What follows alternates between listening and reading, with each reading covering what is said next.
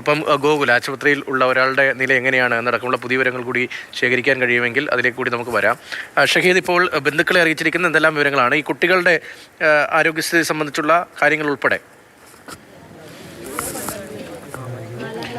രതീഷ്, നമുക്കിപ്പോൾ ഇവിടെ നിന്നും പങ്കുവെക്കാനുള്ളത് ഏറ്റവും ഒടുവിൽ നമുക്ക് ലഭിച്ചത് കണക്ക് 13 യാത്രക്കാരാണ് ഉണ്ടായിരുന്നത്. അതിൽ 9 പേർ മരിച്ചിട്ടുണ്ട്, 4 പേർ ആശുപത്രിയിലുണ്ട്. 3 പേർ കോയമ്പത്തൂർ ആശുപത്രിയിലും ഒരാൾ പൊള്ളാച്ചി ആശുപത്രിയിലുമാണുള്ളത്.